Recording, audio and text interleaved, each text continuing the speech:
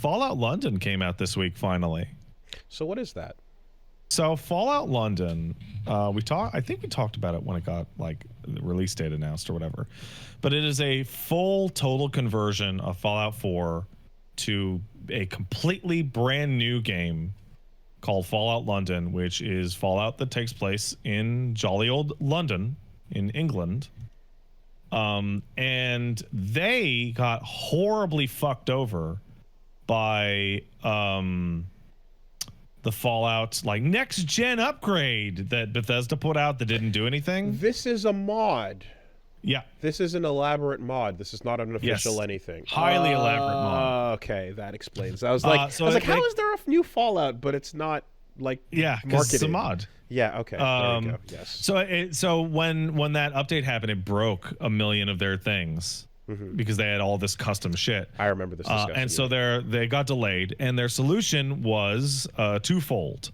One was GOG doesn't have the next gen update. So they partnered with GOG, and if you own Fallout 4 on GOG, you can just go and download Fallout London officially through GOG. Wait, the modders partnered with Good Old Games. Yes, here I'll. What the fuck? GOG Fallout London. Here you go. That's crazy. You add it to your cart, but it's free. And then there's installation instructions, which are own Fallout 4 and install Fallout 4. Is there any Bethesda feeling towards mods that would make that not Bethesda an okay move? Requires you to make mods for their games. if Bethesda had a problem with mods, that company would be done. Right, and then you mentioned that they also like then incorporate those later on as like the fixes for the better releases of their things. But then you get the mixed messaging of like rolling out an update that breaks all the mods. Well, the right hand and the left hand. So of note is that Fallout 4 is on sale for like the next 6 months on GOG for 60-something% off. So you do that. So that on GOG, you literally, do you own Fallout 4? Yeah. Okay. Download Fallout London, turn off cloud saves, and click yes. And then Fallout London is there on your computer and it works. If you own the Steam version of Fallout 4, you need to download a downgrader, which will go into your Steam account and re-download an old version of Fallout 4, and I think it requires your fucking username and password and shit. I would not recommend playing Fallout London on Steam. I would recommend playing that on GOG. Because I was sitting there and I was getting my stream ready, and I got Fallout London working in 30 minutes on GOG. And I had a guy in chat, New Millennium, who was saying, oh, there he is, that he had been spending the entire day trying to get it work on Steam and had thus far failed. So yeah, I would definitely recommend playing this on GOG. I know that this is standard, right, for the Bethesda releases, and I would imagine as well a number of other companies that have like this kind of weird, it's not official, but it's accepted kind of relationship with like the modding community. I don't know. There's no things that I'm particular. I don't think there's any games I'm into where like the mods are like transformative. Where they're accepted somewhat in that way, because it's like when people are modding, any PC releases of fighting games or whatever, it's like that shit's not considered okay by the company or whatever. The weirdest things were like, again, that Capcom that Street Fighter versus Mega Man thing that was like, okay, we sanctioned this one release this one time. And then Sega, of course, has the whole Sages thing where they're like super on board with it, but they have a place for it, and that place is over here, right? Yeah, these personal computer RPGs have tended to be extraordinarily forward with mod support. Because the mods make the game better, and again, you can roll those back into the release like they did for DMC Devil May Cry later on and whatnot. Well, a really good example is Larian, right? So Divinity and Baldur's Gate. So Divinity, there were they put out a mod kit, and there were a bunch of mods that were so popular that they spent the time to integrate them into the actual like game's release so that people on the Switch version could use them with crossplay. Okay. And so, the next Baldur's Gate patch is going to have a mod kit release. So the thing with this type of relationship you're describing, like you said, the left hand and the right, it almost sounds like it makes me uneasy that there's a pseudo acceptance, because it almost sounds like, oh, maybe as long as this particular team has this particular group of people in charge of the game, they're okay with it. But the moment production comes down, or someone else from the publishing side gets involved, they're not going to be okay with that side of it. So and with they'll Bethesda, do things like push out a version that kills an entire mod framework. The way that Bethesda tends to do it is, guys, do whatever the hell you want. And then they ignore them forever, and then they just keep doing what they're doing. Like the Fallout Next Gen update was to coincide with the Fallout TV show, because there was nothing else to coincide with the Fallout TV show.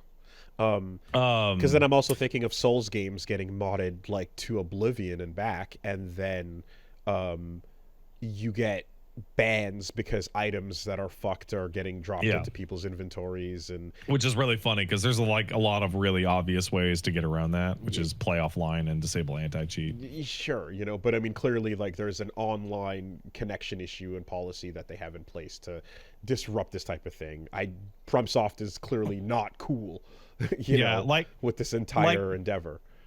Mods are so accepted, essential, and important to Bethesda's games and the games that use Bethesda's engine, that back when I first started modding Fallout New Vegas back in 2008 or 2009, whenever that was, 2011 maybe, I bought a lifetime subscription to the Nexus, which is the Nexus mod site. And the lifetime subscription is, you pay us $200 now, and you will always get the fastest download speeds off of everything off of this website.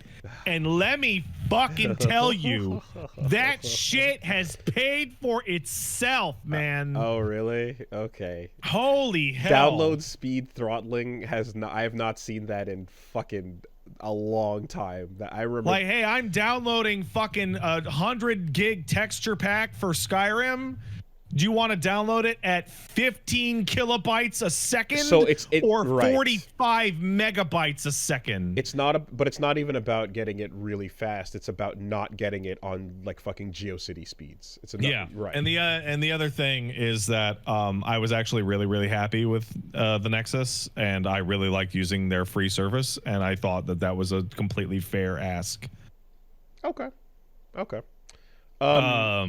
But yeah, there's something there, and I guess too as well, like the way this is being discussed now, like it's almost like Bethesda so then is kind of releasing with the expectation that, like, hey, instead of, oh, don't worry, we'll get that on our day one patch, it's like, oh, don't worry, the fans will get that early on enough. Oh, dude. Like, that sucks. That has become a bad problem. That's a for bad Bethesda. vibe. I don't like that.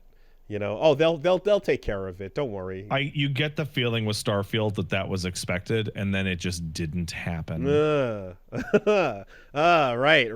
Okay. The reception didn't go the way they thought. Things didn't blow up that way, so there isn't as much interest in fixing these problems to begin with. Yeah, there you go. There are people who are spending more time modding Skyrim and Fallout now than just going back Starfield. To it. Mm-hmm. Interesting. Yeah.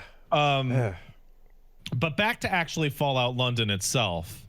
So Fallout London is a total conversion, and as such, it's a brand new game built on top of Fallout 4's guts.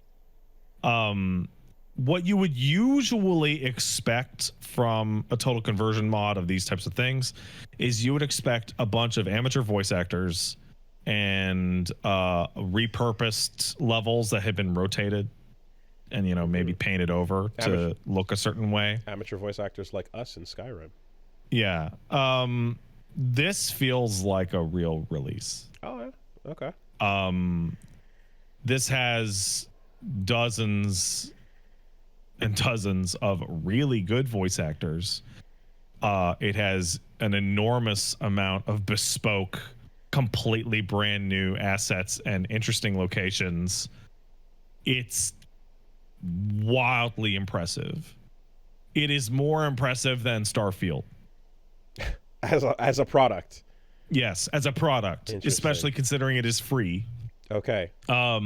It features Neil Newbon somewhere. Haven't met him yet.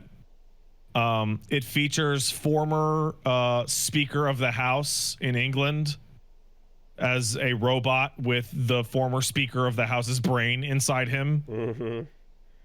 Mm-hmm. It is enormous. It's the same size as Fallout and all of its DLCs in terms of like space. I spent hours and hours and hours in it the other day and barely scratched the surface. Was that the of particular note is the dog meat is not there because dog meat is in America, right? Do you know if that was the Speaker of the House that was like, "Order, sir, order"? No, that is that guy. Yeah, it is that guy. Cool. Okay. John Burchow. You're out of order, sir. Yeah. All right. Yeah, that guy. Mm-hmm, yeah. So there's no dog meat, but there is Churchill the Bulldog. Okay. Okay. Probably the best looking bulldog I've ever seen modeled in a game, and I would know. I have one right over there. Good name. Two things of note. Three things. One, the bulldog runs ahead of you. Like wherever you're pointing the camera and you start to move, the bulldog will like run ahead of you. Like to try and figure out where you're going, so they're not always behind you, right? This causes the bulldog to constantly get stuck somewhere, and like you to like get stuck on the bulldog, or if you were in real life, the bulldog. This is real. This is how bulldogs work. Okay. They will be under your feet. You will not see them, and you'll be like, "Why can't I move forward? What is this big heavy thing?" Oh, it's the bulldog. The second thing is that the dog's footsteps are like weirdly loud. They're like mixed really loud. So you always hear the dog plonking around. And I had people on my stream go, "Why is the dog's footsteps so loud?" That is also real. Bulldogs have weirdly, enormously loud footsteps. You can always hear them. So that's an accurate thing. That is extremely accurate. Crazy accurate. And the third one, which is the reason why dog meat is always played by a girl dog, is that this dog's just got balls hanging out at all times. Okay. Because you remember dogs used to have balls? Yeah. Back when we were younger, they would have them. Mm-hmm. They don't anymore. But they do here in London. Speaking of plonking, is there proper amounts of sozzled bonking going on around in the... I don't know what that means. I will say there's a lot of Britishisms that are really genuinely hilarious. Well, that is basically the question, but yes. The very first thing they give you is a ballad song. Like the first item you get to defend yourself is a stabbing knife. And if you stand around, your character has like a 45-second animation of them twirling it and doing ballad song shit. Do you have to apply for a license for it at any point? A TV license. A license. Yeah. There's a new monster faction called the Thames Folk. Oh yeah. Which are Innsmouthian fish freaks. Nice. Good. But the funniest thing just is regular people who drink from the Thames. So in Fallout 4 and 3, like the water is like radioactive. The Thames is an order of magnitude more radioactive Yeah, than the it ones in is. other games. Yeah. Like touching the Thames is bordering on instant death. Oh shit. The Great Stink. It's really good. It's really, really interesting. Okay. It has just the most work of any mod I think I've ever seen put into it. Like so Pip-Boy and Vault-Boy and all that stuff would all be American branded. So all that iconography has been replaced with a totally different aesthetic because of England. Like every single thing has like bespoke animations in this new kind of like white and black like British, like their own logo shit. Right. No. It's incredible. I advise anybody that has any interest to check it out. It is free. Even if you do have to buy Fallout 4 on GOG, it is like $20 then. Now what's this about soccer balls? So that was actually going to be so it's in England, right? It's in London. It sure is.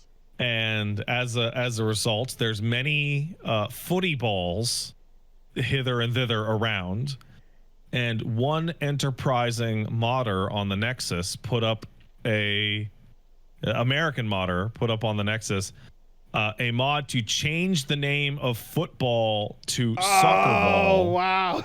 And in the text of the mod it says in order to avoid potential confusion. Right. The last that I checked, that mod has 16 downloads. It has 32 endorsements, and it has over 18,000 comments in the notes section of that mod on the Nexus of people just losing their fucking minds. I mean, if just this going is completely batshit. A classic American Krogan release, is what it sounds like. Yeah. It's so funny. Oh god, it's so fucking What about the voice funny. acting though? Do they do they insert like an audio line as well? Like no, they don't. Okay. But yeah, no. It's a soccer ball. It's impossibly impressive. They've worked on this for 5 years. It's got a team of like over 50 people. So like it is a genuine real ass video game. I mean, so to the point where when you just Google it, a page like the way it lays out everything, it looks like a release. It look like it's a it mod. looks like a real, like it says, like it looks like there's the screenshots of it. There's the main official website. There's a Google about page listed with all the platform and genre information, and then right underneath that is all the top stories of the articles currently on Kotaku and all these other places about the release. Like it's treated as a full game coming out. Yeah. There are a couple. So even if you didn't know, say somebody you never heard of it, and they put it on your computer, and they're like, "Hey, there's a new Fallout game," and you're like, "Cool." There are a couple of hints that maybe it's a mod. And the number one hint that it is a mod is something that people just can't get away from. It's the nature of sending things back and forth in a non-centralized workforce, is the sound mixing on literally every single person's dialogue is inconsistent. That sucks. Yeah, okay. Some characters are just mixed super low.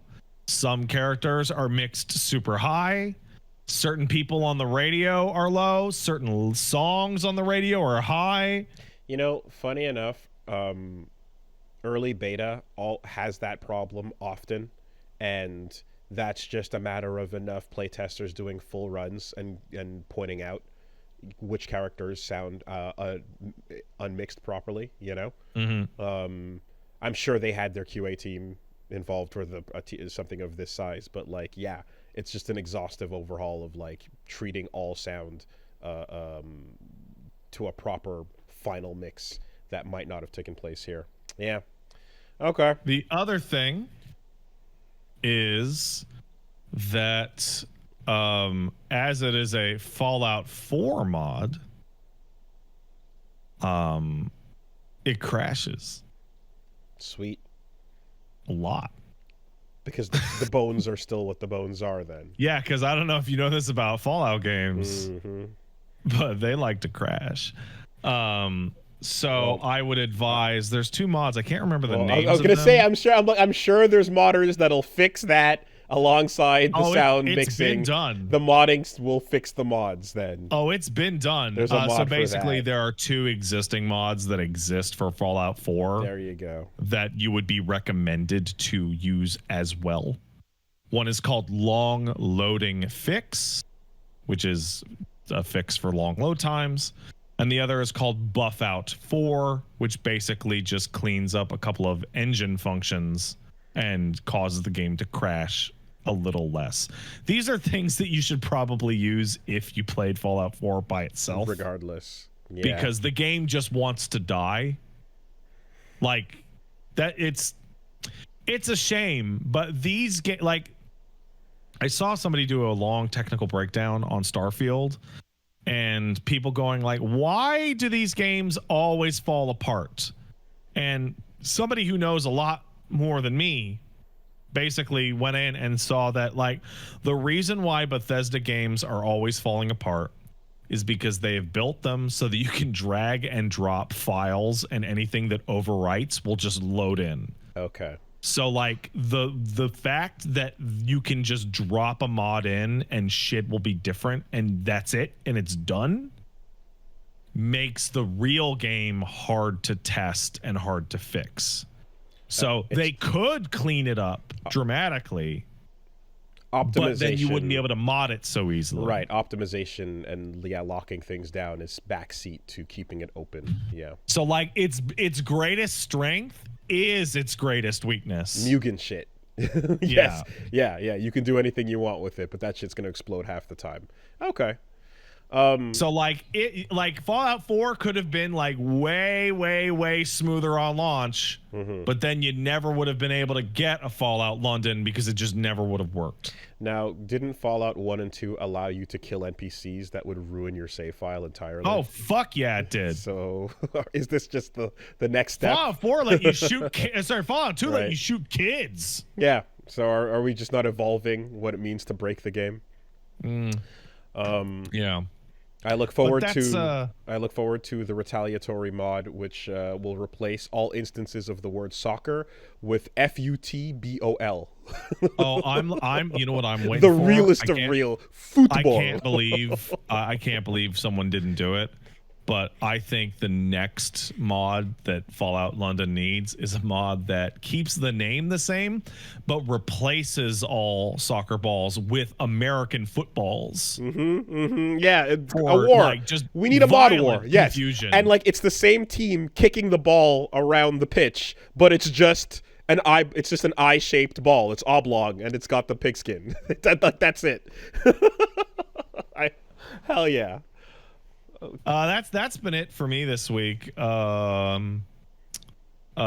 you want to see more Fall London and more Dishonored, you can go down to twitch.tv/PatStaresAt.